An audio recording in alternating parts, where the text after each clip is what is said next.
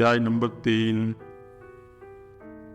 अर्जुन कह रहे हैं भगवान श्री कृष्ण से, यदि आपको कर्म की अपेक्षा ज्ञान श्रेष्ठ मान्य है तो फिर हे केशव मुझे भयंकर कर्म में क्यों लगाते हो। कि भगवान, अगर आप कह रहे हो कि ज्ञान श्रेष्ठ है तो फिर मुझे ज्ञान मार्ग में आप लगाओ, फिर मुझे आप कर्म मार्ग में क्यों लगा रहे हो। भगवान, मुझे कर्म में मत लगाओ, मुझे आप ज्ञान मार्ग में लगाओ जो ज्ञान श्रेष्ठ है। तो आप मिले हुए से वचनों से मेरी बुद्धि को मानो मोहित कर रहे हो, और आपके जो वचन है ना, ये इन वचनों से मेरी बुद्धि मोहित होती जा रही है। मेरी कुछ समझ में तो आ नहीं रहा। कभी तो कह रहे हो कि आप ज्ञान श्रेष्ठ है, कर्म का मार्ग सुनना चाहिए, तो आपके जो वचन है ना भगवान, इन वचनों से जो है मैं मोहित होता जा रहा हूं और मेरी बुद्धि जो है मोहित हो रही है। इसलिए उस एक बात को बताओ जो मेरे लिए कल्याणकारी हो। श्री भगवान वाच, श्री भगवान बोले, हे निष्पाप अर्जुन, इस लोक में 2 प्रकार की निष्ठा मेरे द्वारा पहले कही गई है। इस लोक में, पृथ्वी लोक में 2 प्रकार की जो निष्ठा है वो मेरे द्वारा पहले कही गई है। उनमें सांख्य योग की निष्ठा तो ज्ञान योग से है, तो सांख्य योग का संबंध है ज्ञान योग से। ज्ञान योग और सांख्य योग एक ही है। ज्ञान योग का साधक जो है ध्यान करता है, वो ध्यान से शुरुआत करता है। प्रज्ञा बुद्धि और विवेक ज्ञान, सांख्य योगी यहां से शुरुआत करता है। और दूसरी जो निष्ठा है वो कर्म योग है।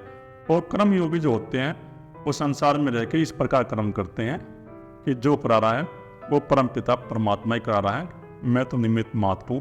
तो ये 2 प्रकार के योग मेरे द्वारा अर्जुन पहले कहे गए हैं। एक सांख्य योग कहा गया है और एक कर्म योग, जो ज्ञान योग के नाम से भी जाना जाता है। तो जो फल की आसक्ति का त्याग कर देता है, उसके अंदर कोई आसक्ति नहीं बची हुई। जिस मनुष्य के अंदर कोई आसक्ति नहीं है संसार के प्रति, जगत के प्रति, और वो इस प्रकार कर्म कर रहा है जगत में, तो वही कर्म योगी है। कर्म करते हुए जो है ना, अपने मन के अंदर आसक्ति नहीं होनी चाहिए, किसी वस्तु पर पकड़ नहीं होनी चाहिए, संसार पर पकड़ नहीं होनी चाहिए, वही कर्म योग है। मनुष्य न तो कर्मों का आरंभ किए बिना निष्कर्मता को यानी योग निष्ठा को प्राप्त होता है, और न कर्मों के केवल त्याग मात्र से सिद्धि यानी सांख्य निष्ठा ही प्राप्ति होती है। अगर हम कर्मों की शुरुआत नहीं करेंगे, आरंभ नहीं करेंगे, तो ऐसा नहीं है कि हम कर्मों की शुरुआत नहीं करेंगे, आरंभ नहीं करेंगे तो हम योग निष्ठा को प्राप्त हो जाएंगे, ऐसा भी नहीं है। और ये हम कर्म करेंगे, अगर हम इस जगत में कर्म करेंगे तो ऐसा भी नहीं है कि हम कर्म करते करते उस परमपिता परमात्मा को पा लेंगे। और जो कर्मों का त्याग कर देते हैं, जो ऐसे मनुष्य हैं जो कर्मों का त्याग कर देते हैं, तो वो भी इस परमपिता परमात्मा को नहीं पा सकते। तो जो कर्म हो रहे हैं ना, वे हमारे शरीर से अपने आप हो रहे हैं। हमारा शरीर अपने आप कर्म कर रहा, जब उसे शरीर को भूख लगती है तो वो भोजन की व्यवस्था करता है और भोजन ग्रहण करता है। तो कुछ कर्म तो ऐसे हैं शरीर से जो अपने आप हो रहे हैं, जिनको हम छोड़ भी दें तो हम छोड़ नहीं सकते। तो ये परमपिता परमात्मा की शक्ति माया से कर्म हो रहे हैं हमारे शरीर के अंदर। तो इसलिए कर्मों को त्याग करने की जरूरत नहीं है, कर्म तो अपने आप हो ही रहे हैं। अपने मन को उस परमपिता परमात्मा में लगाओ। जो तुम्हारा मन है ना, उस मन को परमपिता परमात्मा में लगा के और शांति को उपलब्ध करो। निसंदेह कोई भी मनुष्य किसी भी काल में क्षण मात्र भी बिना कर्म किए नहीं रह सकता, और कोई भी मनुष्य बिना कर्म किए रह ही नहीं सकता, क्योंकि कर्म तो करेगा ही, वो खाना तो खाएगा ही, मन त्याग करेगा, मुख त्याग करेगा, तो ये भी तो कर्म है। खाना खाना, पानी पीना, मल त्याग करना, या शरीर से चलना, उठना, बैठना, तो ये सब कर्म है अर्जुन। इन कर्मों को त्याग कर ही नहीं सकता। कैसे कोई इन कर्मों का त्याग कर देगा? क्योंकि सारा मनुष्य समुदाय प्रकृति जनित गुणों द्वारा प्रवश हुआ है। तो ये जो सारा मनुष्य समुदाय है ना, ये प्रकृति के वश में है, प्रकृति के 3 गुणों के वश में है। हमारे अंदर ये माया के 3 गुण काम कर रहे हैं, और ये माया के 3 गुण ही हमें कर्म करने के लिए इस जगत में प्रेरित करते हैं।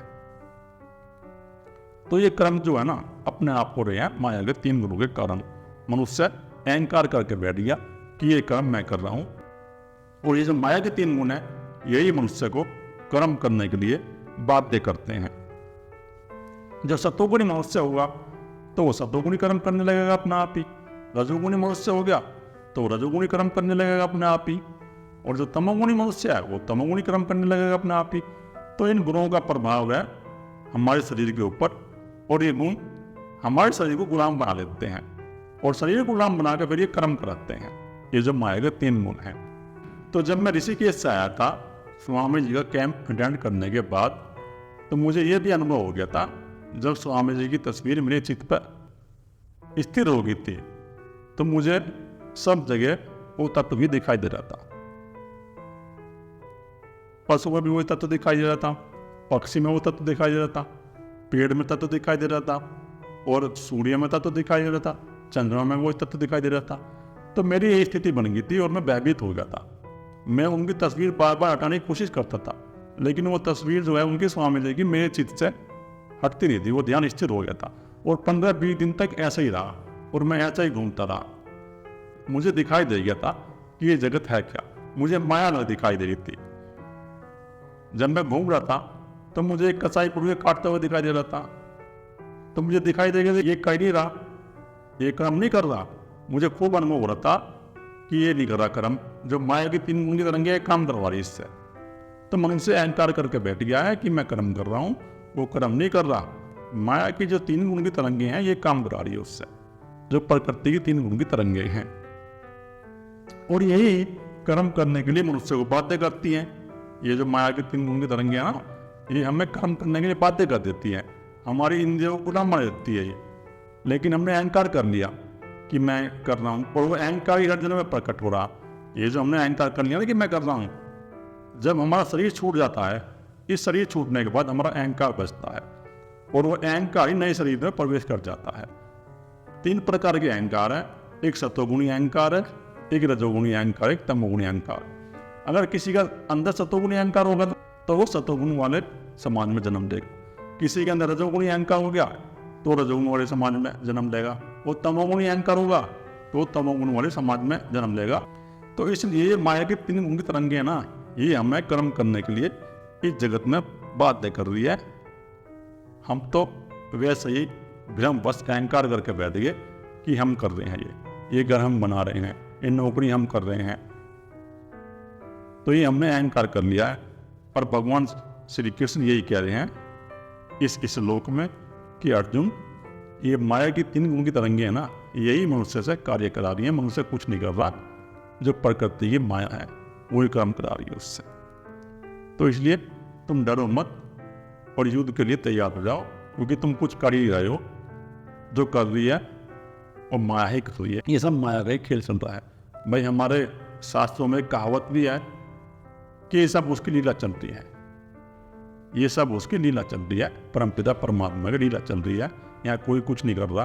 तो वो सत्य है, ये कहावत सत्य है कि जो कर रहा है वो परमपिता परमात्मा कर रहा है, उसकी माया की शक्ति कर रही है। यहाँ मनुष्य वही कुछ नहीं कर रहा, वो अहंकार करके बैठ गया ये मैं कर रहा हूँ। जो मूढ़ बुद्धि मनुष्य है, समस्त इंद्रियों को हठपूर्वक ऊपर से रोककर मन से उन इंद्रियों के विषय का चिंतन करता है।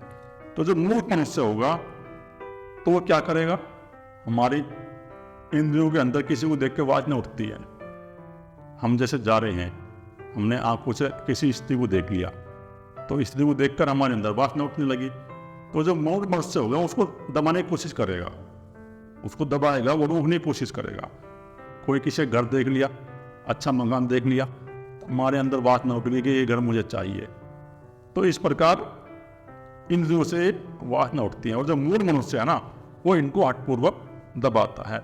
जो ऐसे साधु हैं कुछ जो हठपूर्वक अपने इंद्रियों को रोकते हैं, उनका दमन करते हैं, लेकिन मन से वो विषयों का चिंतन करते हैं। और बाहर से तो रोकने की कोशिश करेंगे, बाहर से तो कपड़े पहन लिए, साधु महात्मा बन गए और दिखाएंगे ऐसे मनुष्य, और ऐसे चलेंगे, तिलक लगा कर चलेंगे या कुर्ते पजामे पहन कर चलेंगे कि हम बहुत बड़े विद्वान हैं या पंडित हैं। तो इस प्रकार चलेंगे वो साधु। और तुम देख ही रहे हो समाज में ये इतने लोग, सारा साधु समाज बदनाम हो रहा है। और जो साधु जेल में है वो सब ऐसे ही साधु थे जो अपनी हठपूर्वक अपनी इंद्रियों को रोक देते, और रोकने के बाद मन से तो उनके अंदर विश्व का चिंतन ही चलता था। उन्होंने कोई ऐसी साधना नहीं करी जिससे उस परमपिता परमात्मा का उनको अनुभव हो। वो माया के प्रभाव में आ गए और उनका पतन हो गया। और ऐसे व्यक्ति मन से चिंतन करता रहता है। तो ऐसे व्यक्ति मन से चिंतन करेगा। अब देखो, एक आदमी ने, एक महाराज ने 500 आश्रम बना लिए। 500 आश्रम बनाने की जरूरत क्या थी उसे? भाई एक आदमी के लिए चलो एक ही आश्रम बहुत है अपना, उसमें कुछ साधक आ जाए, साधना कर ले आके या कुछ मार्गदर्शन कर ले। लेकिन एक साधु महात्मा 400 आश्रम बना रहा है, 100 आश्रम बना रहा है, 500 आश्रम बना रहा है, तो इनकी जरूरत क्या है बनाने की? बताओ क्या जरूरत है इनकी बनाने की? तो इसका मतलब यही है कि उसके मन के अंदर भी वासना उठी है, उसके मन के अंदर धन पर पकड़ बनी हुई है और चिंतन चलता रहता है कि और तो संसारी मनुष्य है बाहर से, और वो कपड़े पहन के सिर्फ साधुता का ढोंग कर रहा है जो ऐसा साधु है। और इन्हीं साधु के कारण हमारा आध्यात्मिक आज बहुत ज्यादा बदनाम हो गया है। तो ये वही साधु है, भगवान श्री कृष्ण ये कह रहे हैं कि ऐसे लोग हैं जो भाट से जो है इंद्रियों को रोकते हैं और मन से जो है चिंतन करते हैं, और वही दम्भी हैं और वही मिथ्याचारी दम्भी हैं। भगवान ये कह रहे हैं कि ऐसे लोग ही मिथ्याचारी हैं और दम्भी हैं। कुछ लोग मुझे ऐसे ही मिले जो कहते थे सब ब्रह्म है, सब ब्रह्म है, सब ब्रह्म है। तो वो सिर्फ बाहर से कहते थे सब ब्रह्म है और अंदर उनके विषय विकार चल रहे थे। अगर किसी ने कुछ कह दिया तो क्रोध उनको आ गया और क्रोध में मारने लग गए वो धन को उनकी पकड़ बनी हुई है, 10 रुपये खर्च नहीं कर सकते। लेकिन वो बाहर से कह रहे हैं कि सब ब्रह्म है, सब ब्रह्म है, सब ब्रह्म है। तो भगवान यही कह रहे हैं कि जो ऐसे मनुष्य हैं ना, जो बाहर से ढोंग करते हैं और पाखंड करते हैं, वे ही मिथ्याचारी और दम्भी मनुष्य हैं, और वे ही पाखंडी हैं जो इस प्रकार मन से तो चिंतन करते हैं संसार की वस्तु को प्राप्त करने के लिए, और शरीर से जो इंद्रियां हैं इनको रोकते हैं और अपने आप को साधु पुरुष दिखाते हैं। ऐसे मनुष्य मिथ्याचारी हैं, दम्भी हैं। तो ऐसे मनुष्य से दूर रहो। भगवान श्री कृष्ण ये कह रहे हैं कि वो दम्भी है, मिथ्याचारी है, उनसे आप दूर रहो। और वही पाखंडी हैं जो समाज में पाखंड फैला रहे हैं, जो आध्यात्मिकता के नाम पे पाखंड फैला है आज समाज में, वो ऐसे लोगों की वजह से फैला है जो इस प्रकार के दम्भी लोग हैं। तो ऐसे मुझे बहुत मिले जो कहते हैं कि सब ब्रह्म है, सब ब्रह्म है, और अंदर उनके सब पकड़ बनी हुई है, धन पर पकड़ बनी हुई है, काम का चिंतन चल रहा है उनके अंदर। और आज कल घर कैसे बांट जाते थे, नाटक करते थे, वो ढोंग करते थे। तो वही दम्भी मनुष्य हैं कि ऐसे मनुष्य से दूर रहो जो दम्भी मनुष्य हैं। किंतु हे अर्जुन, जो पुरुष मन से इंद्रियों को वश में करके अनासक्त समस्त इंद्रियों द्वारा कर्म योग का आचरण करता है वही श्रेष्ठ है। तो जो पुरुष मन से, तो जो पुरुष अपने मन को वश में कर लेता है तो उसकी जो इंद्रियां वैसे वश में हो जाएंगे। भाई हमारी इंद्रियों का स्वामी मन है, और अगर हमने अपने मन को वश में कर लिया है तो ये जो हमारी इंद्रियां हैं ये अपने आप ही वश में हो जाएंगी। तो ये बहुत बड़ा मैटर है, ऐसा मैटर नहीं है। मन वश में जब ही होता है पूरी तरह से जब हमारा आगे चक्र खुल जाता है, नहीं तो इसके अंदर कुछ थोड़े बहुत विचार बना ही रहते हैं। पर चलो ठीक है, अभ्यास करो, थोड़ा थोड़ा आप ध्यान का अभ्यास करोगे तो ये मन धीरे धीरे आपके अनुसार चलेगा। अगर आप मेडिटेशन करना शुरू कर दो 1 घंटे सुबह, 1 घंटे शाम को, तो ये मन आपके अनुसार हो जाएगा। आपके मन के अंदर ये जो चिंतन चलता रहता है रात दिन विषय और विकार होगा, ये चिंतन समाप्त हो जाएगा। और जब ये चिंतन समाप्त हो जाएगा तो ये मन आपके अनुकूल हो जाएगा और वही मनुष्य अनासक्त है। भगवान कह रहे हैं कि वही मनुष्य अनासक्त है, वो इस जगत में आसक्त नहीं है। ऐसा मनुष्य इस जगत में आसक्त नहीं है अर्जुन, जो अपने मन को वश में करके कर्म करता है और आचरण करता है, तो उसके अनुसार ये उसकी इंद्रियां चलती हैं। और वही श्रेष्ठ मनुष्य है अर्जुन, वही साधु है जो अपने मन को वश में कर लेता है और अपने मन को वश में करके कर्म करता है, वही श्रेष्ठ मनुष्य है। भगवान ये कह रहे हैं कि वही श्रेष्ठ है जो अपने मन को वश में कर लेता है। बाकी ये जो मनुष्य हैं जो पूरी तरह से मन के गुलाम बने हुए हैं, मन के अंदर चिंतन चलता है, धन का चिंतन चलता है। अभी तो आज का समाज तो ऐसा हो गया है कि वो अपने प्रकृति के बैलेंस में भी रहा। उसके अंदर दो वस्तुओं का चिंतन है, एक तो स्त्री का चिंतन है और एक धन का चिंतन है। तो ये दो प्रकार के चिंतन मनुष्य के अंदर आ जाए, वो दम्भी मनुष्य है, वो पाखंडी है। तो श्रेष्ठ तो वही है जो अपने मन को वश में कर लेता है और जो अपनी विवेक बुद्धि से होश पूर्वक हो गया इस जगत में कर्म करता है, वही श्रेष्ठ मनुष्य है अर्जुन। बाकी जो ये मनुष्य हैं सब दम्भी मनुष्य हैं। तो अर्जुन तुम अपने मन को वश में करो। जब तुम अपने मन को वश में कर लोगे तो तुम्हारे अंदर ये जो भय उत्पन्न हुआ है ना, ये जो मोह उत्पन्न हुआ है, तो तुम्हारा ये भय और मोह नष्ट हो जाएगा और फिर ये जो आपकी इंद्रियां हैं ये आपके अनुसार कार्य करेगी। तो अर्जुन तुम अपने मन को वश में करने का प्रयास करो और इस प्रकार कर्म करो अनासक्ति भाव से कि जो करा रहा है वो परमपिता परमात्मा ही करा रहा है, मैं तो निमित्त मात्र हूं। तो उसको अर्पण कर दो, जो भी आप कर्म कर रहे हो उसको अर्पण कर दो और समर्पित कर दो, तो आप कर्मयोगी बन जाओगे। तो शास्त्र विहित करते हुए कर्म कर। तो जो शास्त्रों में कर्म करने की विधि है अर्जुन, इस प्रकार तुम कर्म करो जो वेदों में विधि बताई गई है। तो वेदों में शास्त्रों में ये बताया कि भाई इस प्रकार कर्म करो, जो भी तुम कर्म करो वो परमपिता परमात्मा को अर्पण करके करो। तो वेद की विधि के अनुसार तो कोई चल ही नहीं रहा। अगर मनुष्य आज वेद की विधि के अनुसार चलता तो इतनी बड़ी समस्या उत्पन्न नहीं होती। ये हमारे देश में हार्ट अटैक, मनोरोग और डिप्रेशन की समस्या उत्पन्न नहीं होती। ये समस्या इसलिए उत्पन्न हो गई है क्योंकि मनुष्य जो है वेद की विधि से नहीं चलता। तो वेद ये कहता है गृहस्थी है वो 4 घंटे ध्यान साधना करेगा। तो अर्थ तू ऐसे काम कर जो शास्त्रों में बताए गए हैं।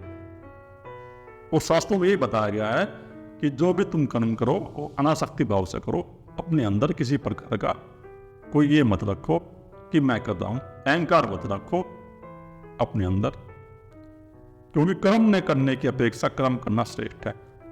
क्योंकि अर्जुन कर्म करना श्रेष्ठ है, क्योंकि कर्म करने को हम रोक नहीं सकते। ये जो कर्म हो रहे हैं ये प्रकृति की माया की शक्ति और 3 गुणों की शक्ति है, उसके कर्म हो रहे हैं। ये कर्म, ये जो कर्म हो रहे हैं ना, ये प्रकृति की 3 गुणों की माया की शक्ति है, वो कर्म करा रही है। तो हम कर्मों को रोक नहीं सकते।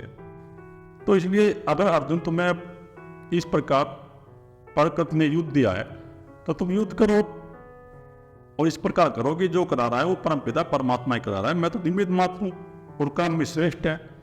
तो कर्म में श्रेष्ठ है अर्जुन, कर्म करना ही श्रेष्ठ है, कर्म से भागना श्रेष्ठ नहीं है। जो मनुष्य कर्म से भागते हैं वो दंडी मनुष्य हैं और जो मनुष्य कर्म करते हैं वही श्रेष्ठ मनुष्य हैं। कर्म नहीं करने से तेरा यह शरीर निर्वाह भी नहीं चलेगा होगा, और अगर तुम कर्म करना छोड़ दोगे तो फिर तुम्हारे शरीर का निर्वाह भी नहीं होगा। फिर तुम इस शरीर के लिए भोजन की व्यवस्था कैसे करोगे, अपने लिए घर की व्यवस्था कैसे करोगे, और आपको अगर कोई वस्तु की जरूरत पड़ोगी तो उसको आप कैसे खरीदोगे। कि अगर तुम अर्जुन कर्म करना बंद कर दोगे तो तुम्हारे शरीर का निर्वाह भी नहीं चलेगा, फिर तुम्हारे शरीर को भोजन की व्यवस्था भी नहीं होगी। तो इसलिए अर्जुन कर्म करना श्रेष्ठ है, तुम कर्म करो, कर्म से भागो मत, और इस प्रकार कर्म करो जो करा रहा है वो परमपिता परमात्मा ही करा रहा है। यज्ञ के निमित्त किए जाने वाले कर्मों के अतिरिक्त दूसरे कर्मों में लगा हुआ ही यह मनुष्य समुदाय कर्मों से बनता है।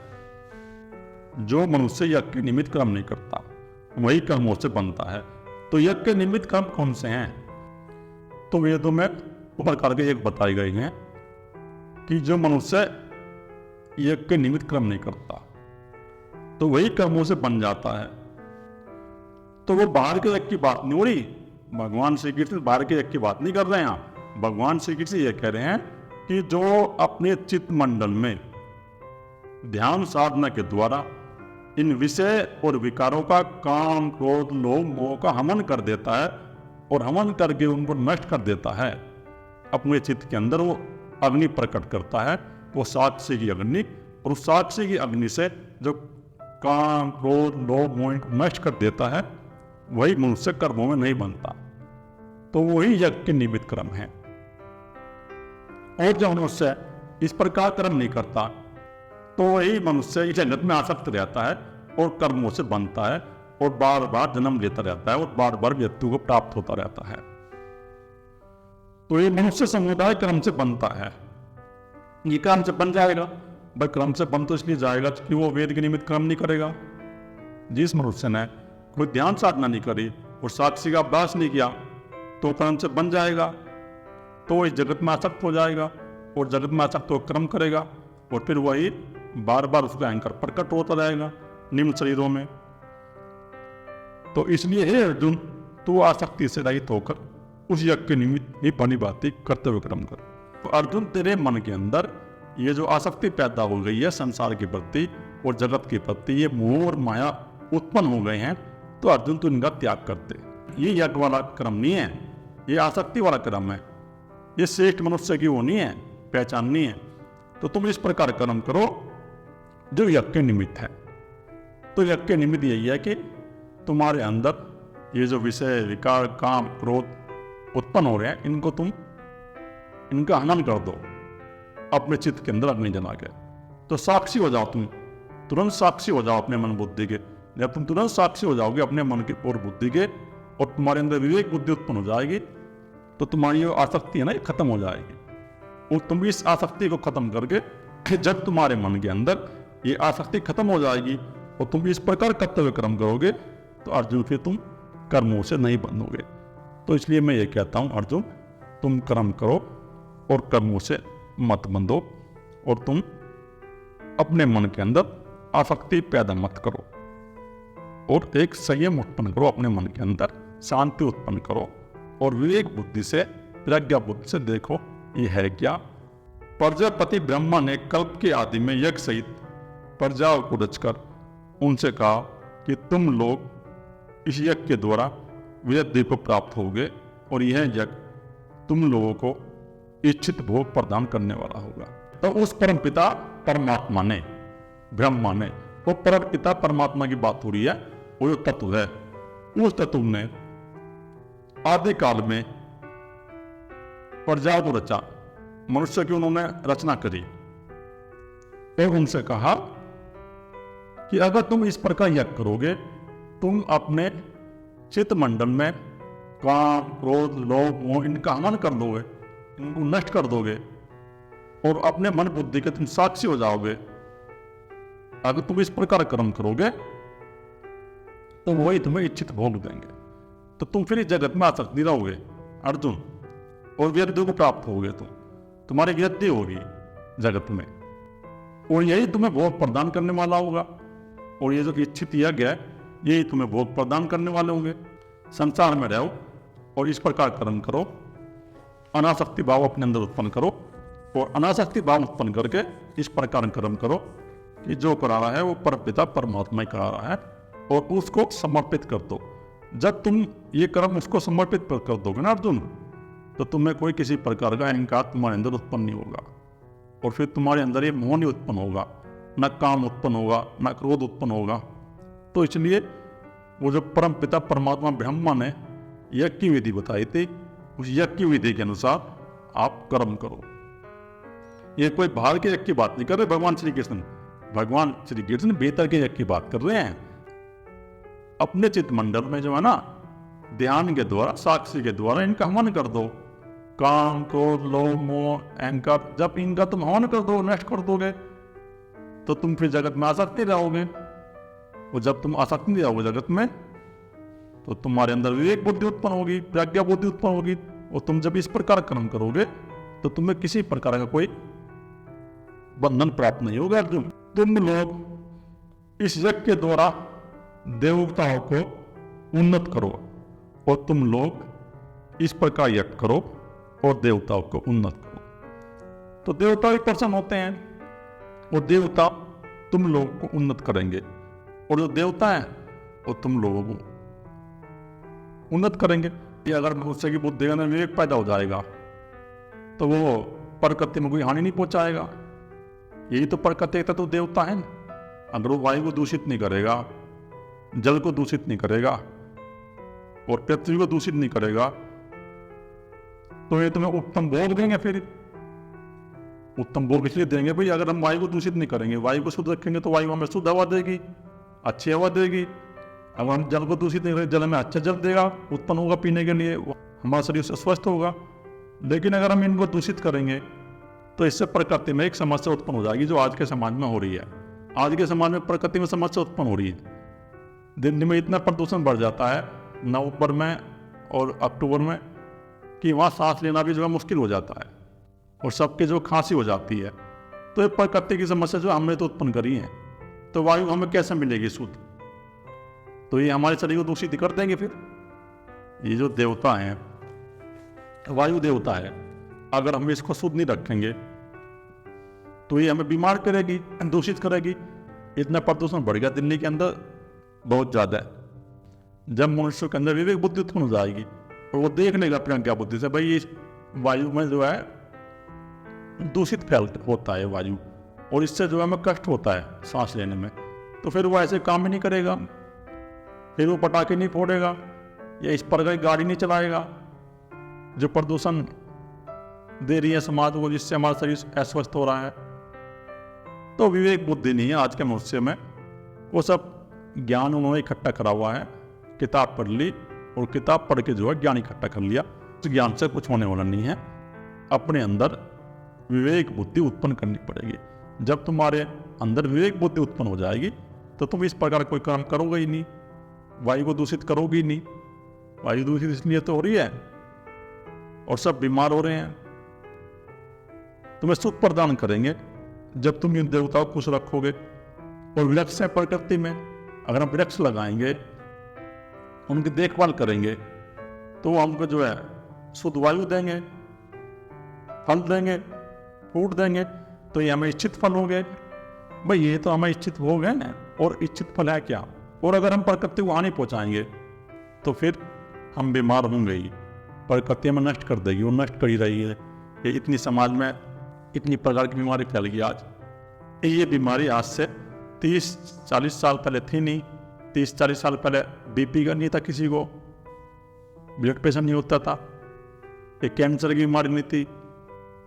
उत्पन्न होगी नई नई बीमारी, ये सब तो इसलिए हो रही है नई नई बीमारी उत्पन्न की। हमने प्रकृति को दूषित कर दिया है, और हमने प्रकृति को दूषित कर दिया है तो प्रकृति हमें फिर इच्छित फल नहीं देगी, वो भी हमें दूषित कर देगी, खत्म कर देगी।